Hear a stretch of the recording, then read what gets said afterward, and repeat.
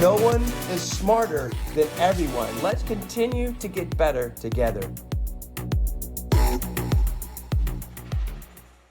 Hello, everybody, and we are back in Better Than Ever, and I am going to go ahead and speculate, do a little foreshadowing, to use a big word that I learned in middle school, that this will probably be the most viewed Tim Talks in the history of Tim Talks. I am joined by our now, who used to be a special guest star on Tim Talks, formerly of Meta Head of Auto, Bob Lanham. When I heard this story, well, actually not the story, because I've known Bob Werner for a long time, since 2015. Even from the beginning, he was doing things differently than everyone else.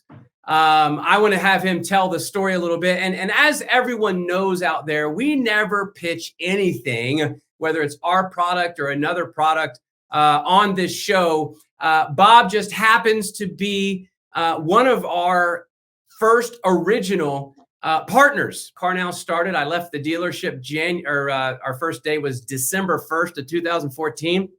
And I believe Mr. Bob Werner and Werner Mazda started in, I believe, March of 2015. So just set the stage really quick. The numbers that we are seeing are just absolutely phenomenal. And with that, I am just going to introduce Mr. Bob Werner. Welcome to Tim Talks, my friend.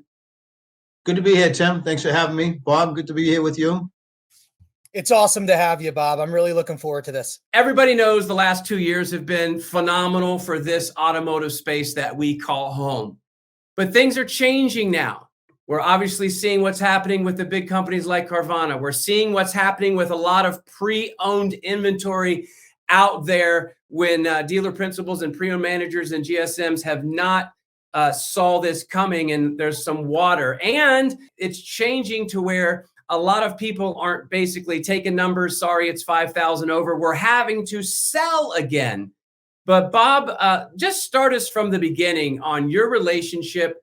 I want to hear the Bell story on how you got people to answer. So why don't you just take it from there as far as answering these particular chat and or DR leads when they come in, and maybe throw out some closing percentages. Ladies and gentlemen, not lead conversion, getting close, not lead conversion, closing percentage. So Bob, just, you have the floor, my friend. Joe DeZillo, which is probably one of your original That's right. employees as well. Yep. Was my former Reynolds rep. And of course, he's always trying to sell you the next upgrade to the computer. And I'm out there plowing, and here's Joe in the parking lot. You were plowing snow. Yes. Plowing snow, right? And he says, "Hey, I've got something different. I got to talk to you. I got to talk to you." And Joe's like a dog on a bone. And so I finally listened to him, and I'm like, "Geez, I'm not really sure about it." He goes, "Look, I just signed you up, and do it for 3 months and see what you think." And so I finally signed the paperwork. And as Tim said, we started up in March. And we really started thinking about the whole website thing, right? Because everybody's had a website now for 10 years. Before you used to have somebody on there that would talk and help you build a car, and you thought that would bring people on, and they would build a car and they'd come in and buy one, but they didn't. So now, the ability to have somebody actually answer questions via typing, especially with texting really coming into the forefront 7, 8, 9 years ago, right? And people rather be behind a keyboard than call on the phone. I thought that it was, a credible tool. So to measure it, we didn't really know at that time. We only had 2 computers. We had one at a central area for the salespeople to use. And of course, the sales managers had computers, but the salespeople didn't have computers. So we're like, okay, how are we going to figure out what's going on with this Car Now tool? And then we came up with an idea that when we get somebody on our website in a chat, a doorbell would go off. And when the doorbell went off, we would assign in the whole showroom. Doorbell, ding dong, and then a salesperson would get assigned to that chat along with the manager, and they would watch. And then, as time went on and they start dipping their toes in the water, they'd take over the chat, and then they'd start a conversation and a relationship. And, and before long, all of a sudden you had people coming in and they were asking for that salesperson, and, they were driving out with a car, so, we carried this on for probably a year and a half. And, we got rid of the doorbell, and we ended up getting each one of the salespeople an iPad Pro, which they have on their desk. And we got rid of the doorbell because now the salespeople, the first thing in the morning, they bring up their CRM tool along with the Car Now tool, and that's their showroom. And I hear dealers, when I used to go to my 20 group meetings, talk about virtual showrooms, right? And I would say to the dealer, I'd say, well, let me ask you something.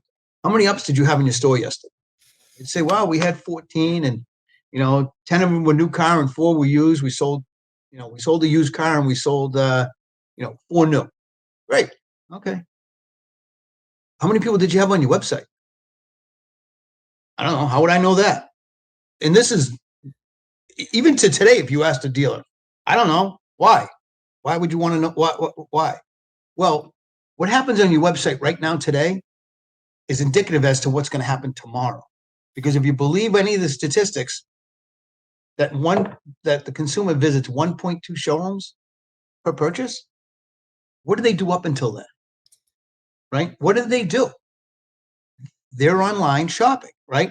And the people that are most efficient, most prolific at manning their website and using it as their virtual showroom, those people are taking those consumers from their digital showroom into their new car showroom. We jumped on early. We believed in it. And, as I said, we got rid of the doorbell because now the salespeople just knew that if somebody was on that website and they were able to transparently communicate with them and provide them with the information they want, hence kind of like an Amazon experience, most likely tomorrow, they're coming in to pick up their car.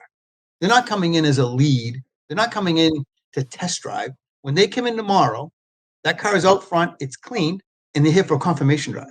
So if they take the car out and they drive it, the car drives the way they want it, when we come back in, we have their portfolio ready. We don't ask them about price, payment, credit, anything like that. Just like Amazon, we assume that they looked at the car, they read the reviews, they put it in their basket. Now they're here just to pick it up. So Bob, I gotta interject really quick. Bob, how many Mazda dealers are there in the United States? Is there over 500, right? Yeah, 550 change. Okay, so lean in, ladies and gentlemen. Lean in, kids. This is why I really want you to get what Bob's saying. Bob has one of the smallest market areas, New Hampshire. We found out that New Hampshire, the entire state, has 1,100,000 people. Mr. Bob Werner right now, Werner Mazda is right now, I believe, somewhere around, and again, it fluctuates, somewhere around 32. I'm going to say that again. 32 out of 500 with one of the smallest market areas. Unpack a little bit and again, interject. This is why it's so powerful. It's not speculation. It's not my car now even report or it's your reporting, obviously coupled with our reporting, direct ROI. You had an interesting conversation. You were talking about impressions. At the end of the day, it's about selling and servicing automobiles. I would bet you were the first dealer to do this. Guaranteed. You matched your in-store process to the current consumer behavior, which is I want to chat with businesses on my time, no matter where I am, on my phone, most likely, because we know the majority of people that are on dealership websites are on dealership websites via mobile. And in 2015, you matched your in-store process to consumer behavior. Bob, I'm still selling that to dealers to try to get them to change their in-store process to match, consumer behavior. Can you just talk a little bit about what made you click to do that? Why you did it so early?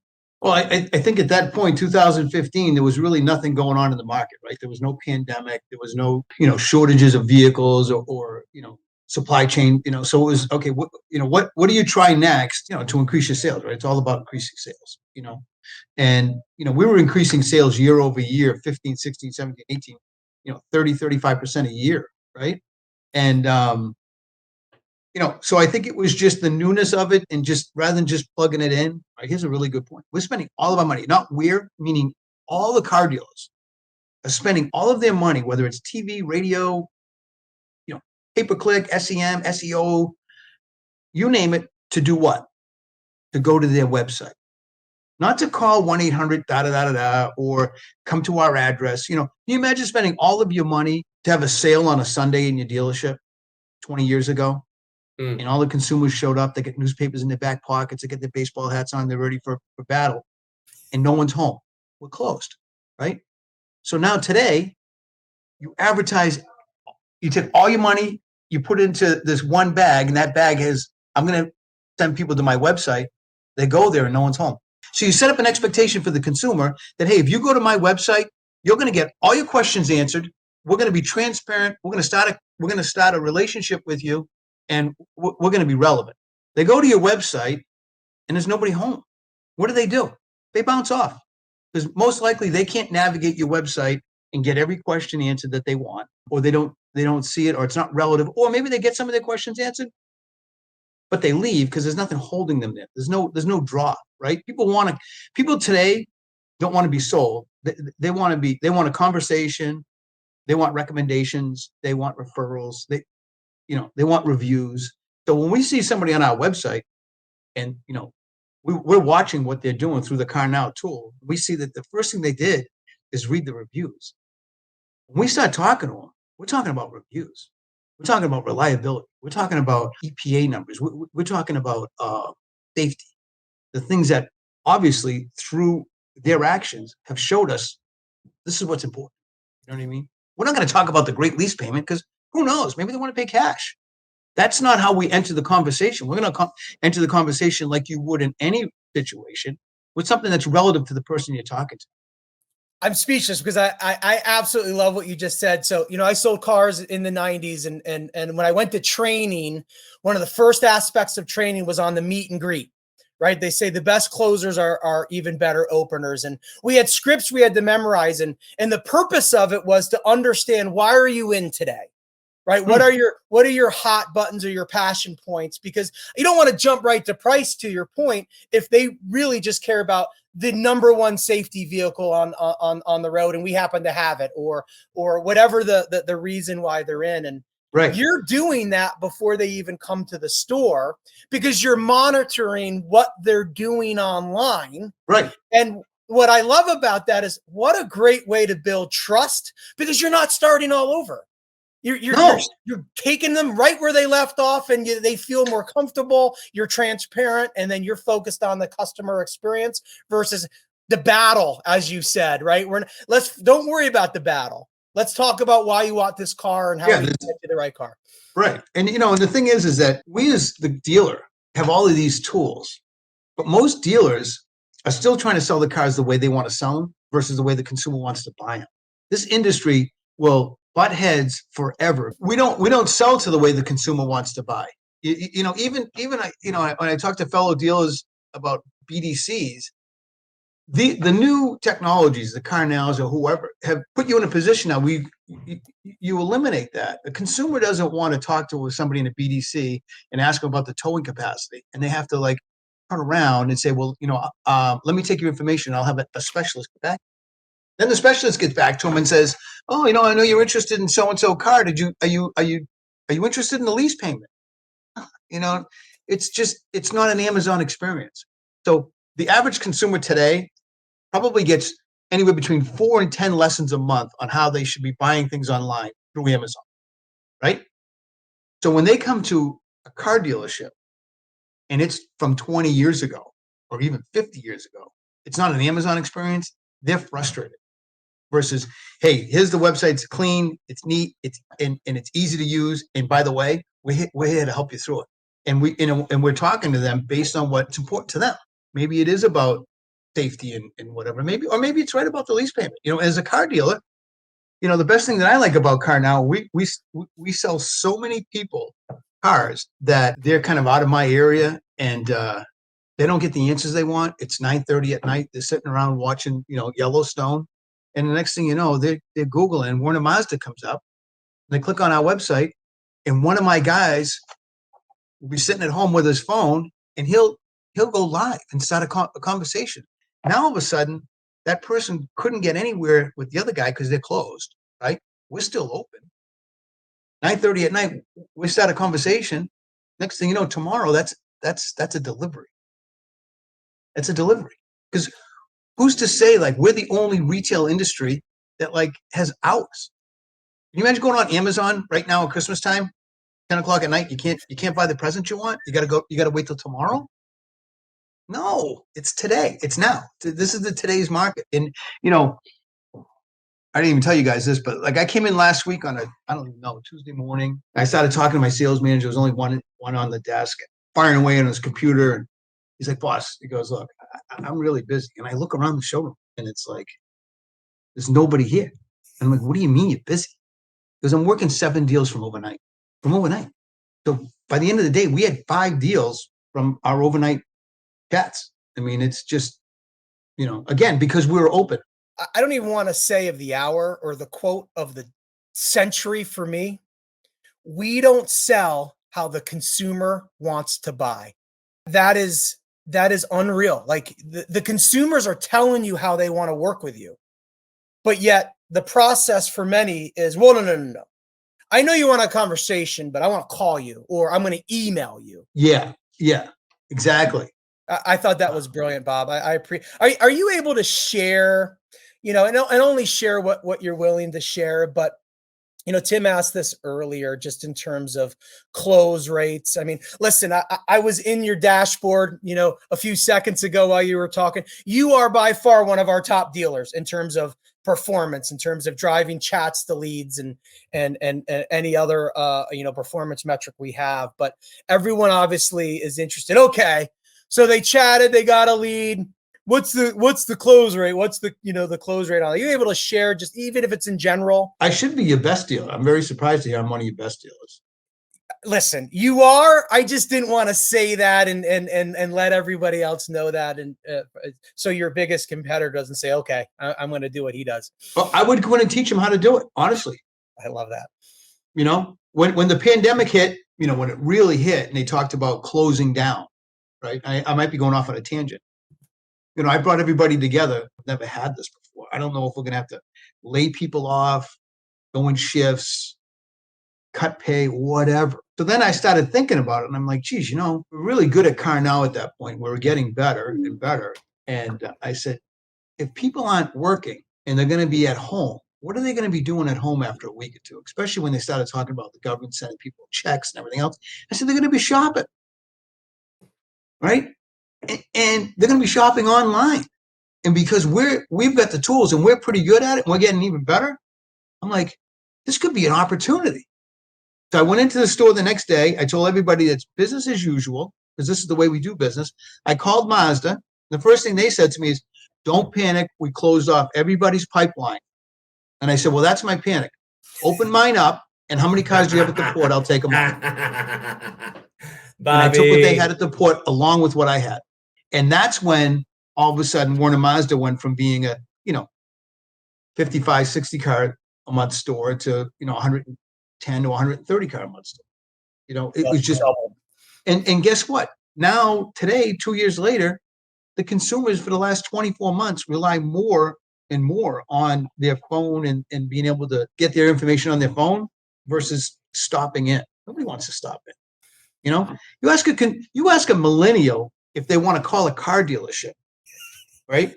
They would rather go to a dentist appointment than call a car dealership. So again, we as an industry need to start selling the way people want to buy.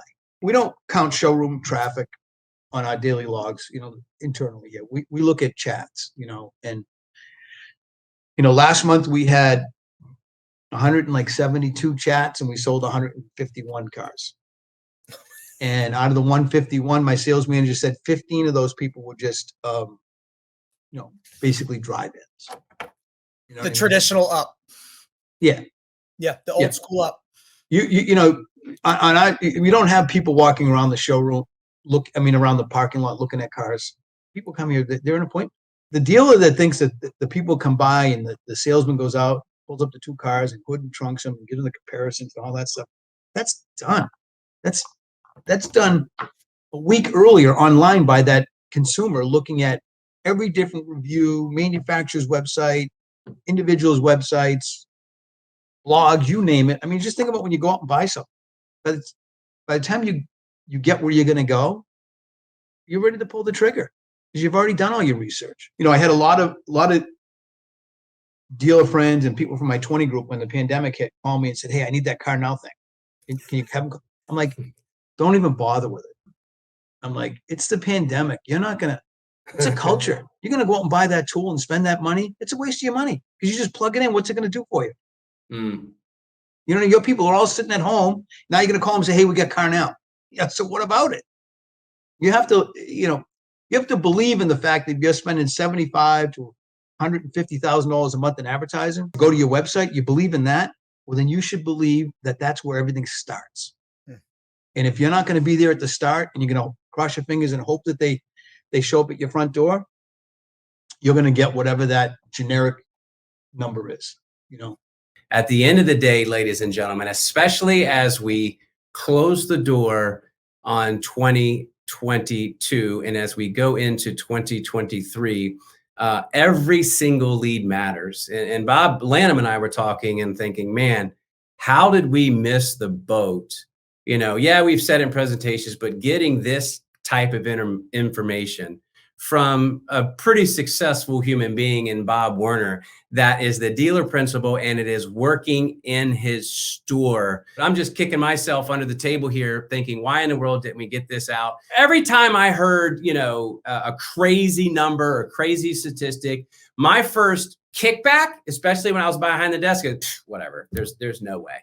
And you're throwing out closing numbers of 70 and 80%. I've never heard that before.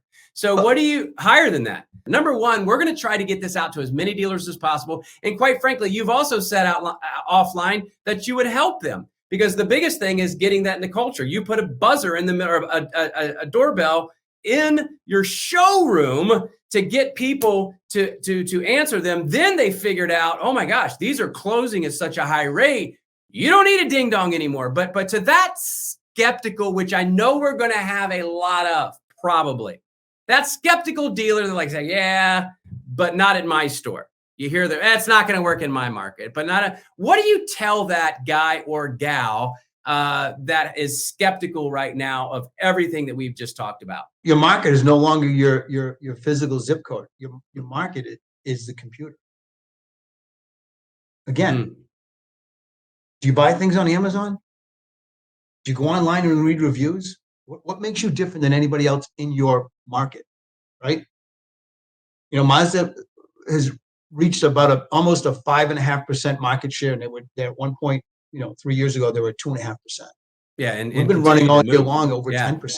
I mean, there's so much to unpack here, and at the end of the day, it's about creating a culture that understands that the average dealer. I can remember that in my last stop, 10 years at the amazing Hennessy Lexus, the Hennessy Group here in Atlanta, we would roughly have a few hundred people-ish come into the physical showroom, but yet we had, depending on the month, 15, 20,000 unique visitors. And this is not a different song that anyone's singing, but we just wanted to show you, and there's several dealers out there, right up the street, Patrick Abad, that literally, I physically sat in his training room when he went with his leadership in BDC, and they go through every single incoming DR or chat lead and coach on. There are dealers doing this, but man, what an incredible way to get this out, especially as we are experiencing some headwinds in the space, used car market, inventory is coming back. Interest rates are up, all the stuff, all the negative junk that we hear. Facts trump feelings. I've been saying that for years now. Facts trump feelings. And, New Hampshire, one of the least populated states of 1 million people, number 32 out of 500 plus dealers. Listen, we better be listening to what he's saying, especially as we go into 2023. Bob? Lanham? Can I just tell you my favorite? I mean, first of all, I have a whole. This was blank before this started, and now I've got more one-liners. But when I made the comment, you're one of the best dealers, he goes, I'm surprised you're not our best, and frankly, he's up. He is, right there. Right. And I said, well, I joked that I said, well, I don't obviously want to, let the industry know that you are, so that your competitors try to copy you, what you're doing. He goes, I don't care. I'll go help them do this. And that's what I love about this business is that mindset. I think there's more of it. We have our good friend Gavin Deutsch down in Atlanta with Lexus.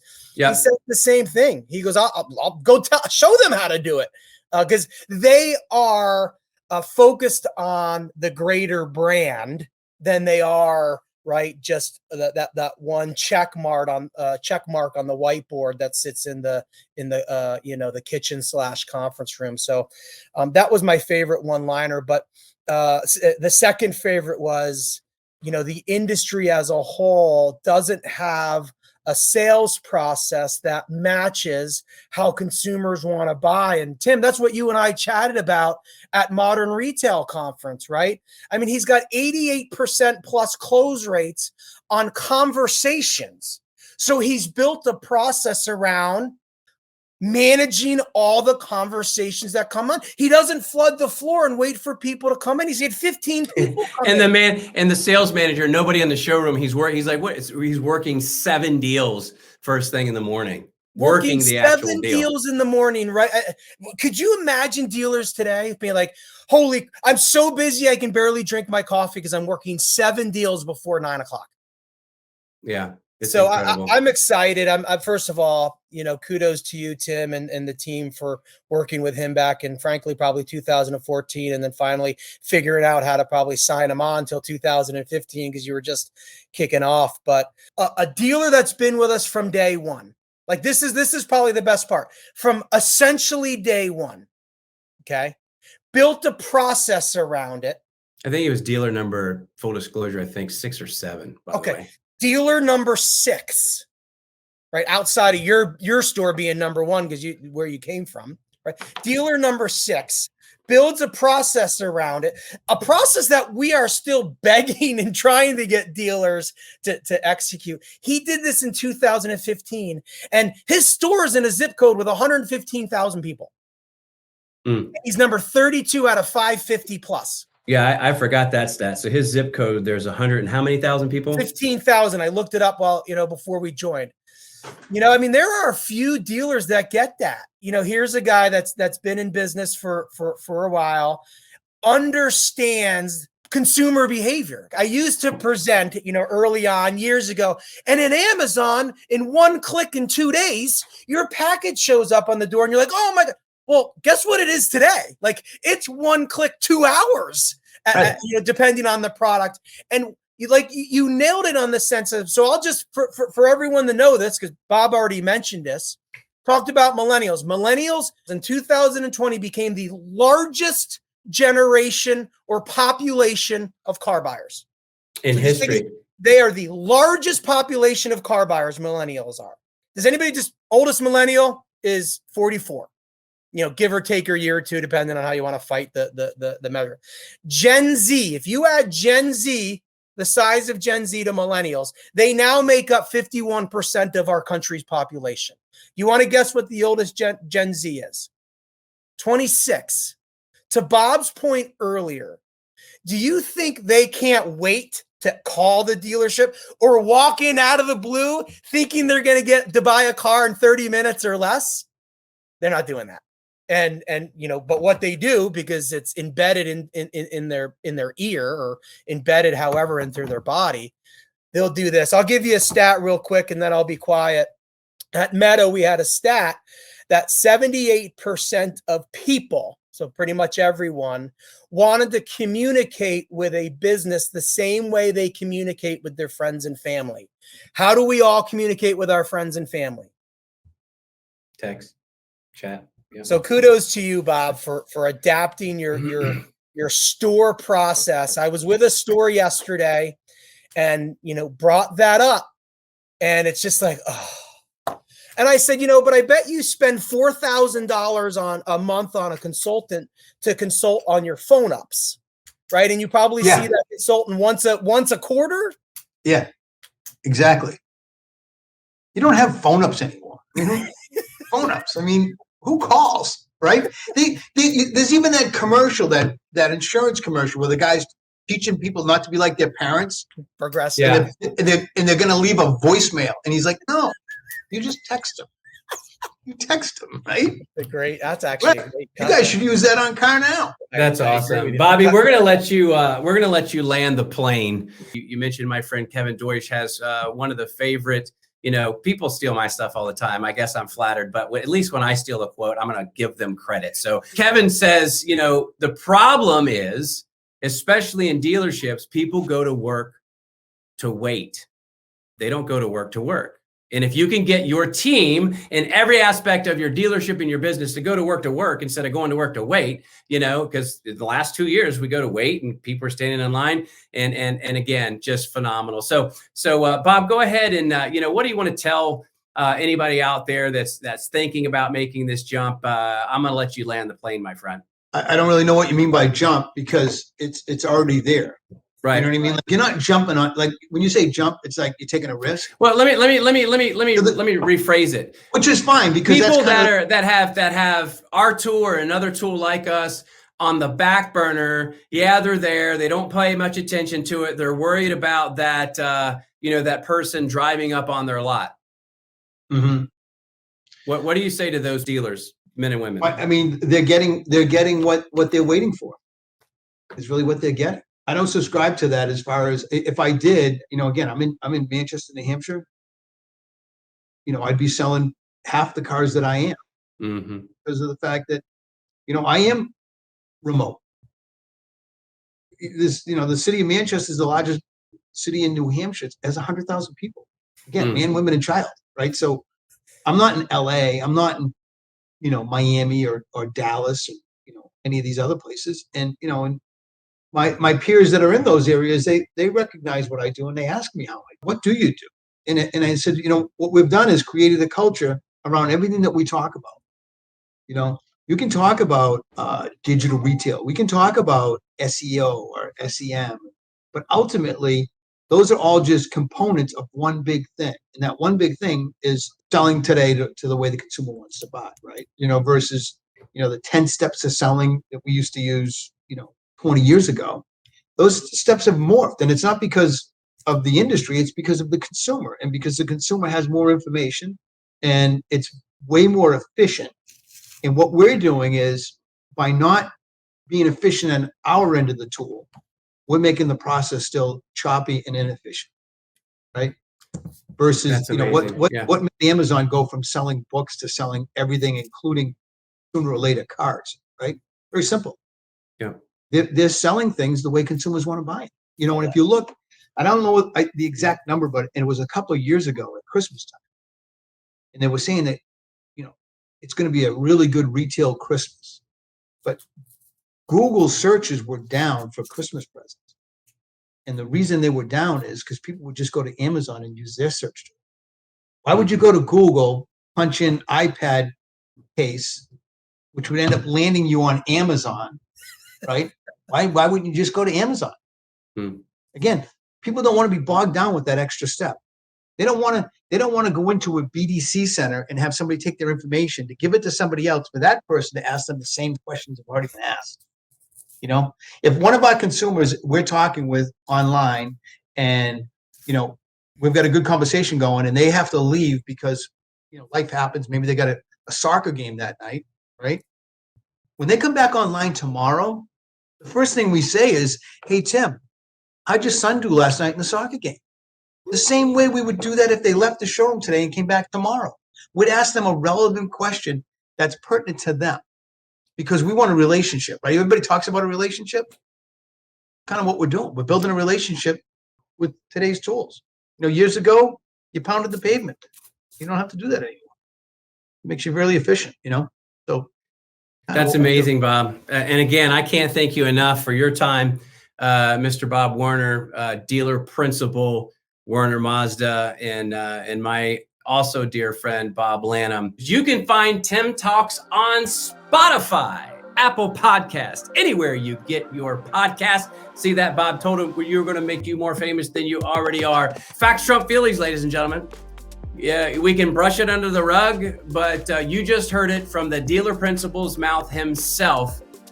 One of the smallest PMAs, New Hampshire, one of the smallest states.